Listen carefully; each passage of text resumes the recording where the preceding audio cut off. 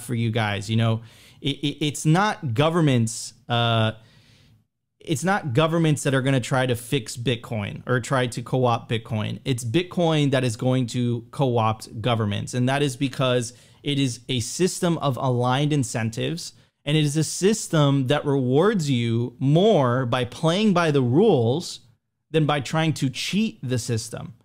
And I think that this is a phenomenon that's going to be very strange to people because you're used to a lot of these, you know, huge quintillion institutions or these huge countries that have these massive governments, these massive bureaucracies doing bad by their people. But I wouldn't say that it's necessarily because these are evil people and they're twirling their mustaches and they're scheming and they're saying like, ha ha ha, like, you know, like we're gonna do it. We're gonna do like these bad things, and you know we're gonna screw these people. We're gonna enslave people.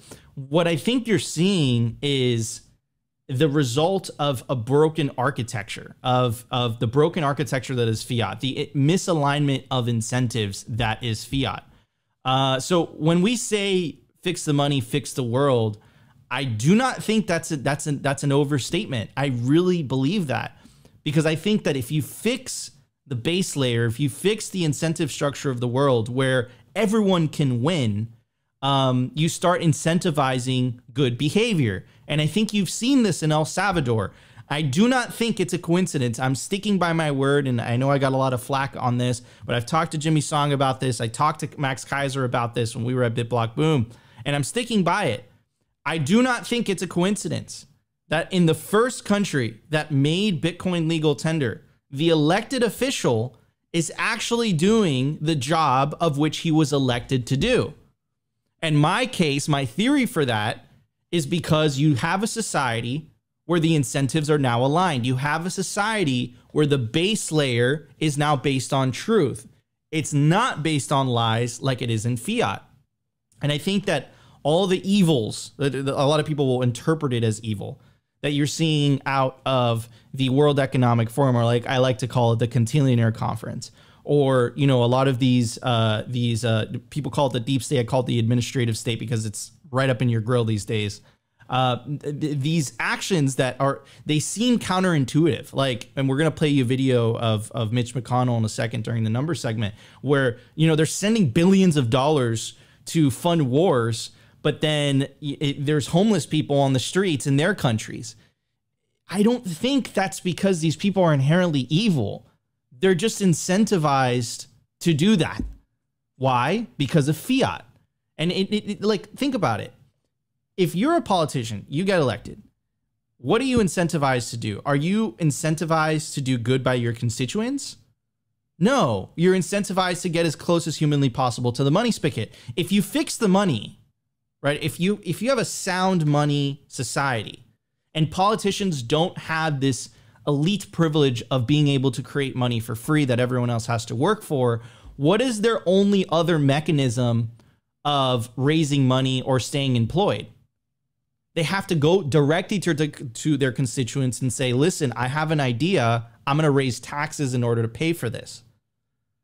Right? But the way that they're able to do it now is they're able to kind of do this sneaky like roundabout, you know, and they tax people via indirect taxation, silent taxation that people are not aware of.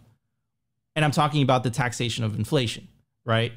So Bitcoin truly does fix the world. But it's just fascinating to me, and it's super privileged to be able to talk about this every single day with you guys. That we're seeing countries that you would never think that they would adopt Bitcoin or invest heavily into mining infrastructure, invest into it. It's because Bitcoin's incentives are absolutely irresistible. And this is something that we've been theorizing for years now on Simply Bitcoin. And I think you're going to see more and more countries follow suit. We have Oman, we have the Kingdom of Bhutan, and all the other countries that I'm sure you're not aware of, right? We have massive miners in Russia. An article came out in China that it's estimated that between 15 to 20% of the hash rate is still located in China, even though it's literally illegal there, and you will literally be locked up in prison, but people can't resist Bitcoin's incentives. And this is why I believe Bitcoin will win at the end of the day. because all they have left, the party of green, the party of fiat, central bank digital currency, slavery, they have coercion. On our side, we have incentives.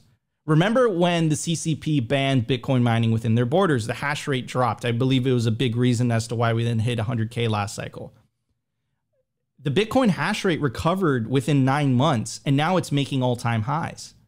There was no central authority. There was no CEO of Bitcoin. There was no foundation telling those miners, hey, you need to relocate to the United States to keep the network up and running. No, it was profit incentives alone that drove those miners to relocate to a friendlier jurisdiction. Those are crazy incentives. It's almost as if like Bitcoin is this artificial intelligence that has co-opted human greed in order to ensure its survival. I don't know, but I've never seen that before. And you have, again, what we're going to talk about today with Oman or the Kingdom of Bhutan, specifically Oman. You have a heavily Islamic country that you could say it's haram. You could have made the case that Bitcoin was haram. You can't do it in their faith, in their religion.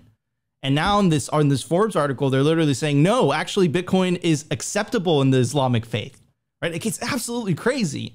This is Bitcoin's incentives, and this is literally why we will win this thing. Anyways, no more delay. I went on a bit of a long monologue, and I apologize. Well, you know when Nico monologue goes long, that it's going to be a lit show. That's when Nico is very, very excited about the topic. So, good to have you back, bro. It's good to be back. And then, hold on, before we go on, Nico, I love you, bro. I know you always get mad at me because I don't tell you I love you enough.